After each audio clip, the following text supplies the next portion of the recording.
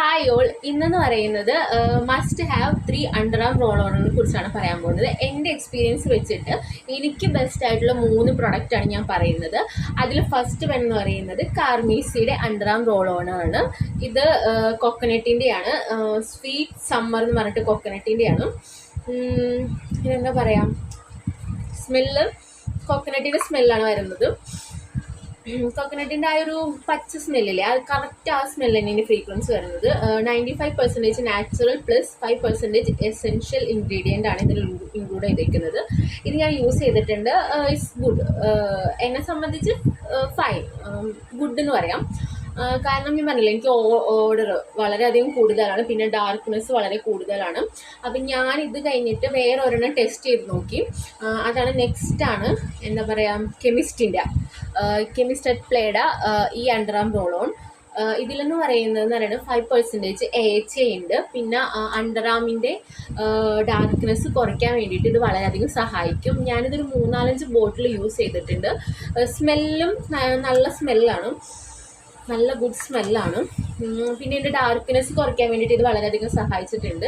അപ്പം ഞാനിതൊരു 3-4 ബോട്ടിൽ കഴിച്ചിട്ടുണ്ട്. ഇത് എക്സ്ട്രാ വന്ന ബോട്ടിലാണ്. ഇതിൻ്റെ ഇടയിൽ ഞാൻ നൈക്കിയുടെ സെയിൽ വന്നപ്പോൾ വേറൊരു അണ്ടർ ആം റോൾ ഓൺ എന്ത് ചെയ്തു, പ്ലേസ് ചെയ്തിരുന്നു. വിഷ് കെയറിൻ്റെ ആണ് ഇത്. This is one of the best decision I ever make. കാരണം ഇത് best under arm roll on ആണ്. എന്താ പറയുക, ഇത് സ്മെല്ല് ഫസ്റ്റ് ഞാനിതിൻ്റെ സ്മെല്ല് പറഞ്ഞുതരാം. സ്മെല്ലെന്ന് പറഞ്ഞിട്ടുണ്ടെങ്കിൽ നമ്മൾ ഈ അണ്ടർ ആമിൽ ഞാൻ ഇതാണ് യൂസ് ചെയ്തിരിക്കുന്നത്.